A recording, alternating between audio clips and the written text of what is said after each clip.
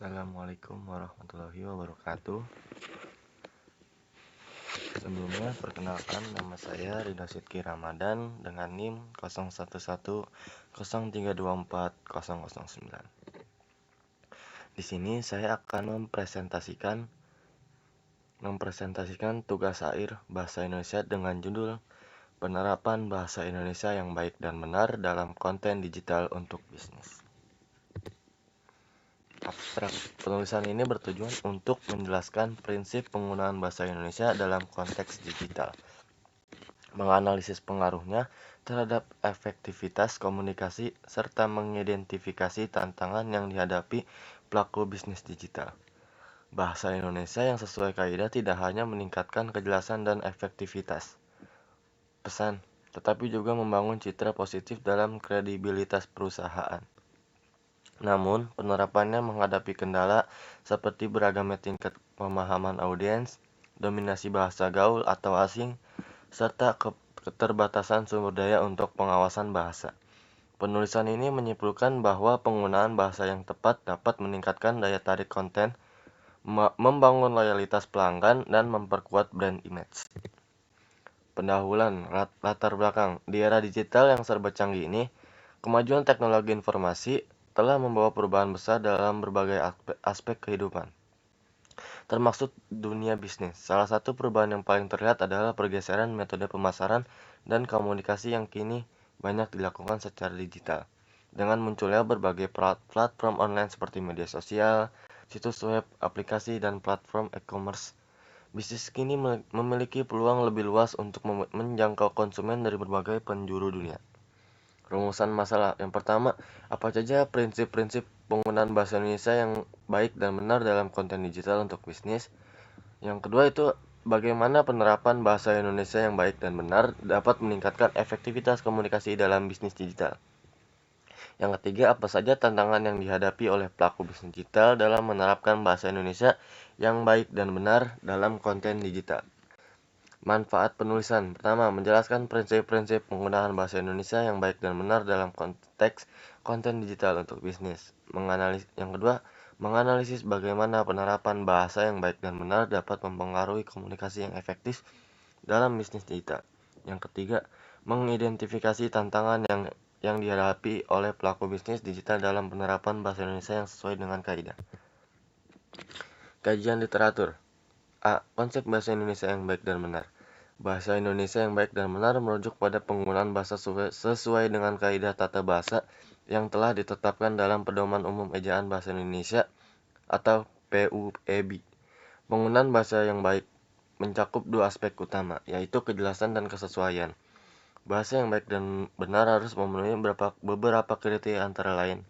Yang pertama, kepatuhan terhadap kaidah tata bahasa. Yang kedua, keefektifan dalam menyampaikan pesan. Yang ketiga, kesesuaian dengan tujuan komunikasi. Peran bahasa Indonesia dalam konten digital. Dalam dunia digital, bahasa tidak hanya berfungsi sebagai alat komunikasi, tetapi juga sebagai sarana untuk membangun citra dan reputasi suatu perusahaan atau bisnis. Konten digital yang mengandung bahasa Indonesia yang baik dan benar berperan penting dalam menciptakan hubungan positif antara bisnis dan konsumen. Penerapan bahasa yang baik dan benar dalam konten digital dapat membantu dalam yang pertama, meningkatkan kredibilitas. Yang kedua, meningkatkan daya tarik dan engagement. Yang ketiga, memperkuat identitas perusahaan. Pengaruh bahasa Indonesia yang baik dan benar dalam komunikasi bisnis digital. Penggunaan bahasa yang baik dan benar dalam konten digital dapat meningkatkan efektivitas komunikasi bisnis digital dalam beberapa cara. Salah satunya adalah cara meminimalisir risiko misinterpretasi dalam komunikasi digital, di mana interaksi antara pengirim dan penerima pesan lebih terbatas.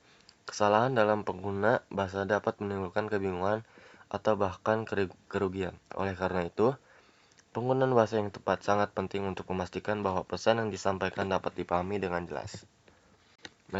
Metodologi penelitian. Pertama, tahap penelitian yaitu pengumpulan literatur. Yang kedua, analisis kebutuhan. Yang ketiga, penyusunan makalah. B. Metode pengumpulan datanya itu yang pertama, kajian literatur. Yang kedua, observasi tidak langsung. C. Metode pengolahan dan analisis data. Yang pertama itu ada kategorisasi, yang kedua ada analisis deskriptif, yang ketiga ada penarikan kesimpulan. Analisis dan pembahasan. A. Analisis. Yang pertama, prinsip penggunaan bahasa yang baik dan benar. Kedua, kredibilitas dan daya tarik konten. Yang ketiga, tantangan dalam penerapan bahasa yang baik. B. Pembahasan. Bahasa Indonesia yang baik dan benar tidak hanya menjadi alat komunikasi, tetapi juga sarana untuk membangun citra perusahaan. Misalnya, dalam deskripsi produk atau layanan, pengguna bahasa yang jelas dan mudah dipahami mampu meningkatkan minat konsumen untuk melakukan pembelian. Kredibilitas perusahaan terjaga melalui penggunaan bahasa yang sopan dan baku di berbagai platform digital. Pelanggan cenderung lebih percaya pada bisnis yang profesional, sehingga loyalitas pelanggan juga dapat meningkatkan seiring dengan konsistensi dalam penggunaan bahasa.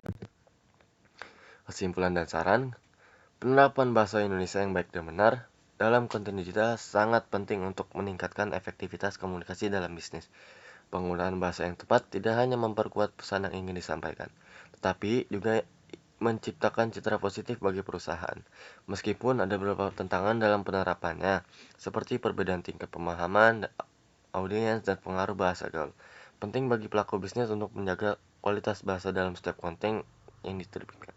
Saran, pelaku bisnis digital disarankan untuk meningkatkan pemahaman tentang kaidah bahasa Indonesia yang baik dan benar dengan mengikuti pelatihan atau menggunakan editor profesional untuk memastikan kualitas konten. Mereka juga perlu menyesuaikan bahasa dengan audiens yang dituju agar pesan lebih mudah, menghindari penggunaan bahasa ambigu, serta menjaga konsistensi bahasa di semua platform itu. Ini sekian dari saya. Kurang lebihnya mohon maaf. Wassalamualaikum warahmatullahi wabarakatuh.